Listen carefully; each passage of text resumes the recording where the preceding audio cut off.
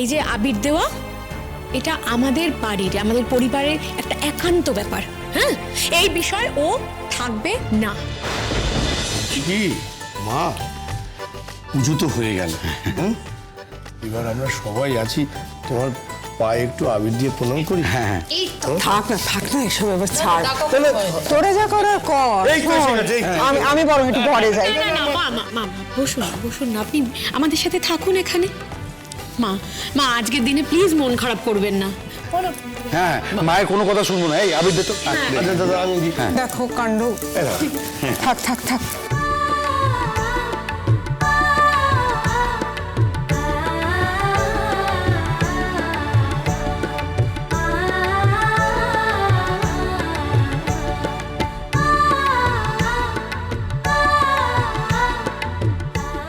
একদম জমছে না, এরকম ভাবে না ঠিক হচ্ছে না। মানে আমার যেটা ইচ্ছে করছে, এই যে আবিরের থালা, এই যে এত রঙের আবির, যদি পট করে বাড়াবাড়ি করিস না। একদম না। রং খেলবো, একটু ভালো করে খেলবো না। নিজে পার না। দাঁড়া। মা,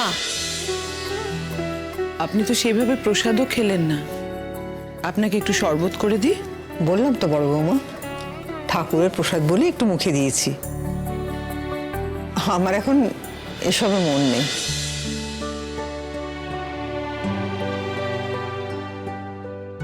মা, বুঝতে পারছি তোমার মন খারাপ। দেখো, আমাদেরও কি ভালো লাগছে, তাও নিয়ম রক্ষার্থে যতটুকু করতে হয় ততটুকুই। তাছাড়া মা, তুমি যদি মন খারাপ করে থাকো তাহলে গয়নাগুলো কি ফিরে আসবে বলো তো?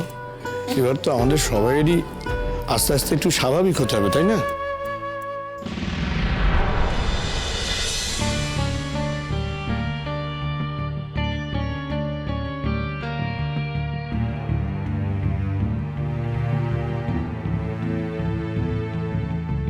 আর মা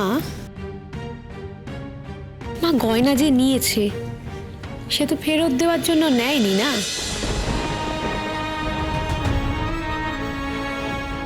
আমি জানি এটা শুনলে হয়তো আপনার খুব কষ্ট হবে, কিন্তু মা ওই গয়না না হয়তো বেচে বুচে এখন টাকা আমদানি হয়ে গেছে, আবার সেই টাকা জায়গা মতো চালানো হয়ে গেছে। থাক না কাম্মা, প্লিজ এই আলোচনাটা আজকে অন্তত থাক। অন্তত আজকের দিনটা আমরা বাড়ির সকলে ওই খারাপ ঘটনাটা ভুলে থাকি, প্লিজ কাম্মা। হ্যাঁ ঠাম্মি, দেখো আমি তো বলবো যে আমরা সবাই বাড়ির সুস্থ শরীরে যে আছি, সবাই একসাথে আছি, এটাই তো ঈশ্বরের আশীর্বাদ। আমরা সেটাকেই না হয় মাথায় রেখে আজকের দিনটাকে সেলিব্রেট করি। সেই সেলিব্রেশনে আমি যোগ দিতে পারবো কিনা আমি বলতে পারছি না।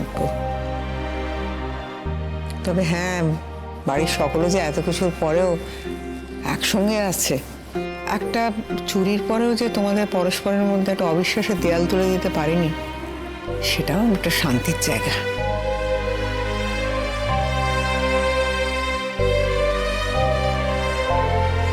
আমার চোখের সামনে তোমরা নিজেদের মধ্যে বিবাদ করলে, আমার চুরি যাওয়া গয়না তো ফিরে আসতোই না, উপরন্তু আমি খুব যন্ত্রণা পেতাম।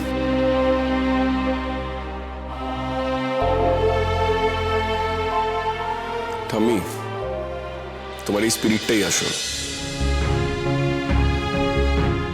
আশা করি যে অপকর্মটা করেছে তারা আমাদের এই বিপদে আপদে একসঙ্গে থাকার মনোবলটা দেখে তার কৃতকর্মের জন্য অনুতপ্ত হবে।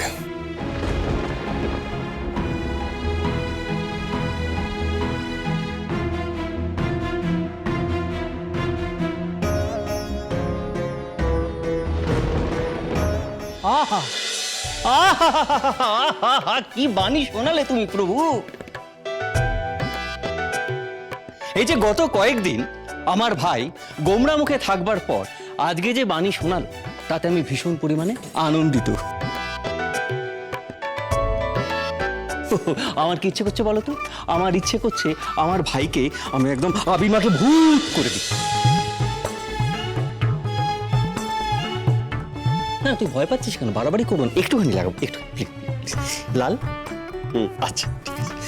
ও বাবা, কি যে আনন্দ হচ্ছে আমার।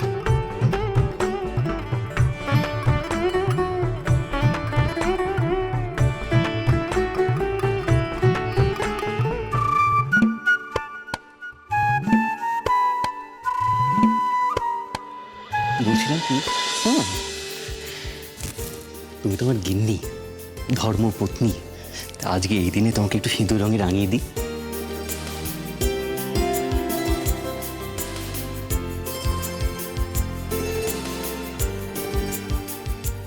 কি দরদ রে, আমি কিন্তু তোমাকে হলদে সবুজ ওরাঙ্গুটান সাজাবো।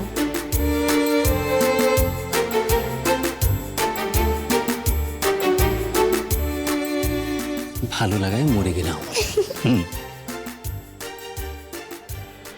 এ কি বনলতা, তুমি ওইখানে ওইরকম একপাশে দাঁড়িয়ে আছো কেন? এদিকে এসো, এদিকে এসো। এই কিঙ্কিনি, যাও ওকে একটু আবির দাও না।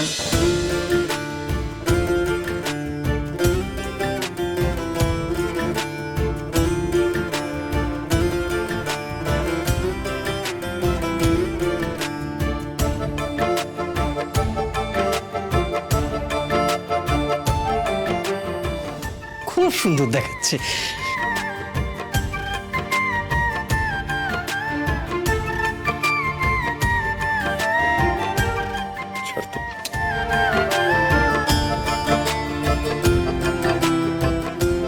এই এই এই এই, কি হচ্ছে এটা? কি করছো তুমি? কি হচ্ছে মানে? টামির পায়ে একটু আবির দিচ্ছিলাম। লজ্জা করছে না তোমার? লজ্জা করছে না? যে মানুষটার সোনার গয়না তুমি চুরি করেছো, তার পায়ে আবার আবির দিতে এসেছো?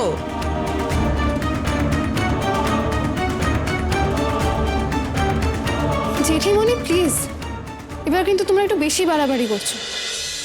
ছোটদা ভাইকে একবারও বলেছে যে লাজু চোর, বা পুলিশও কি বলেছে? কোনো প্রমাণ ছাড়া তোমরা বারবার লাজুকে চোর বলে দাগিয়ে দিচ্ছ কেন? এটা কিন্তু ঠিক করছো না। এই অনু, চুপ কর, একদম চুপ কর। সব বিষয়ে কথা বলবি না, কেমন? জেঠিমণি যেটা বলেছে সেটা একদম ঠিক কথা বলেছে। ও যে কদিন এই বাড়িতে থাকবে, আমাদের বাড়ির কোনো বিষয় ও থাকতে পারবে না। আর এই যে আবির দেওয়া, এটা আমাদের বাড়ির, আমাদের পরিবারের একটা একান্ত ব্যাপার। হ্যাঁ, এই বিষয় ও থাকবে না। আর এই যে মেয়ে, তোমার যদি এতটুকু চক্ষু লজ্জা থেকে থাকে না, তাহলে প্লিজ প্লিজ যাও এখান থেকে, দূর হও।